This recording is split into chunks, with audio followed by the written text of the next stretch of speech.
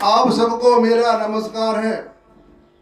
पिछली मैंने वीडियो में राजा सगर की कहानी सुनाई थी, कथा कि सगर का कैसा इतिहास रहा। तो जब सगर के पुत्र कपिल मुनि के आश्रम में भस्म हो गए थे, तो जब उनके प्रपौत्र अंशुमान गए तो उनसे आज्ञा लेकर के वो अपने घर को आते हैं। क्यों कपिल मुनि ने कहा था कि बेटा इनका कल्याण गंगा जल से होगा। तो अब ये गंगा जल की कहानी मैं आपको सुना रहा हूँ। इसके जो गंगा जी लाए थे उनके मेन भगीरथ राजा थे। तो सुखदेव जी कहते हैं कि परीक्षित अंशुमान ने गंगा जी को लाने की कामना से बहुत वर्षों तक घोर तपस्या की, परंतु उन्हें सफलता नहीं मिली और समय आने पर उनकी मृत्यु हो गई। यानी इनके परिवार ने 4-5 राजाओं ने तपस्या की। तपस्या करते करते सभी मृत्यु को प्राप्त हो गए। जब कोई भी काम होता है, कोई भी महान काम होता है, तो एक जन्म में नहीं हो सकता। इसके लिए हमको कई जन्म लेने पड़ते हैं। तो 4 या 5 पीढ़ी के बाद गंगा जी ये भगीरथ हुए थे। इन्होंने ही गंगा जी को लाए थे। तो अंशुमान के पुत्र दिलीप ने भी तपस्या की, इसमें असफल रहे। और दिलीप के पुत्र भगीरथ, उन्होंने बहुत बड़ी तपस्या की। उनकी तपस्या के प्रसन्न होकर भगवती गंगा ने उन्हें दर्शन दिया और कहा कि मैं तुम्हें वर देने के लिए आई हूँ। उनके ऐसा कहने पर राजा भगीरथ ने बड़ी नम्रता से अपना अभिप्राय प्रकट किया और आप मृत्यु लोक में चलिए। तो गंगा जी ने कहा कि जिस समय मैं स्वर्ग से पृथ्वी पर गिरूं, उस समय मेरे बेग को कोई धारण करने वाला होना चाहिए। भगीरथ, ऐसा न होने पर मैं पृथ्वी को फोड़कर रसातल में चली जाऊंगी। इसके अतिरिक्त इस कारण से भी मैं पृथ्वी पर नहीं जाऊंगी कि लोग मुझ में अपने पाप धोएंगे, फिर मैं उस पाप को कहाँ धोऊंगी। भगीरथ, इस विषय पर तुम स्वयं विचार कर लो। और वो आज ऐसा ही हो रहा है कि गंगा जी में हम लोग अपने पाप धोने जाते हैं। जो उन्होंने बात कही थी वही आज के समय में हो रहा है। तो भगीरथ ने कहा कि माता,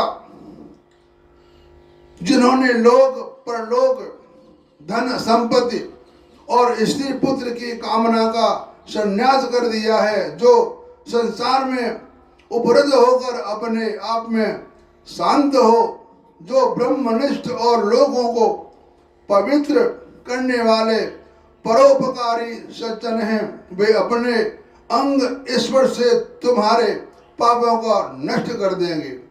क्योंकि उनके हृदय में अघरूप अगासुर को मारने वाले भगवान सर्वदा निवास करते हैं।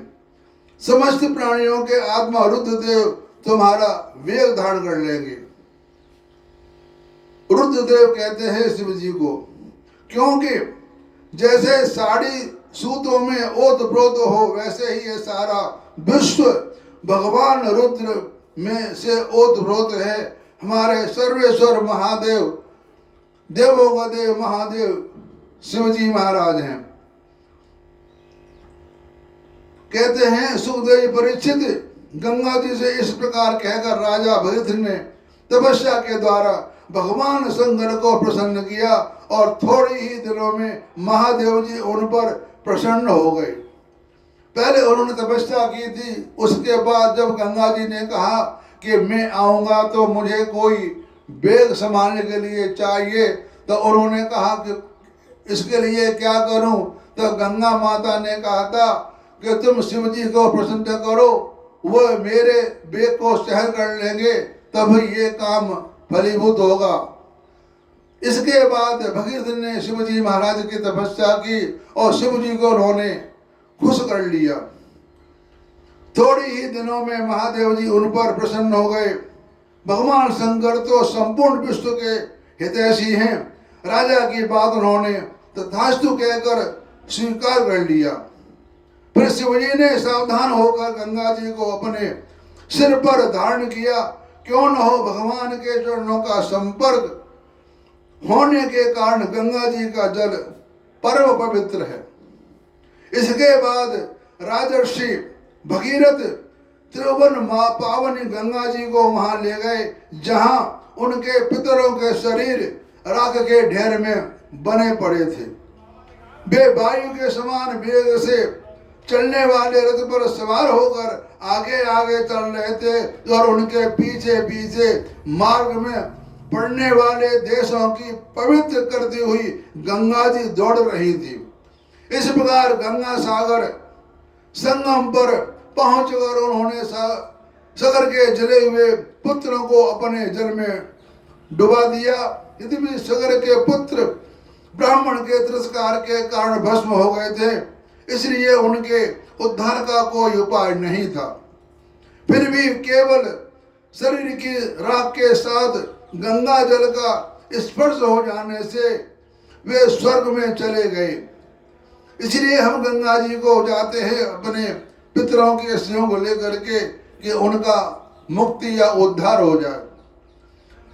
तो सुखदेव जी कह रहे हैं कि परीक्षित, जब गंगा जल से शरीर की राख का स्पर्श हो जाने के सागर के पुत्र को स्वर्ग की प्राप्ति हो गई, तब जो लोग श्रद्धा के साथ नियम लेकर श्री गंगा जी का सेवन करते हैं, उनके संबंध में तो कहने की बात है क्या। मैंने गंगा जी की महिमा के संबंध में जो कुछ कहा, इसमें आश्चर्य की बात नहीं, क्योंकि गंगा जी के भगवान के उन चरण कमलों से निकली हैं, जिनका श्रद्धा के साथ चिंतन करके बड़े बड़े मुनि निर्मल हो जाते हैं और तीनों गुणों के कठिन बंधन को काटकर तुरंत भगवत स्वरूप बन जाते हैं। फिर गंगा जी संसार का बंधन काट दें, इसमें कौन बड़ी बात है। भगीरथ का पुत्र श्रुत हुआ, श्रुत का नाम ये नाम पूर्व नाम से भिन्न है। तो यह कथा मैंने आपको भगत की सुनाई। उन्होंने अपने पुत्रों का उद्धार किया और उनको मुक्ति मिल गई। तो हम जानते हैं कि महात्मा सौदा से गुरु वशिष्ठ जी ने शाप क्यों दिया था। तो ये कथा आगे की है। अब अपनी मैं वाणी को विश्राम देता हूँ, क्योंकि यह प्रसंग मैंने राजा भरत के बारे में सुनाया था, सो संत रूप से सुना दिया। अब आगे मैं आपको आगे कथा सुनाऊंगा, वह सूर्यवंश की होगी, यानी रामचंद्र भगवान की। आप सबको मेरा नमस्कार। हरिओम तत्सत।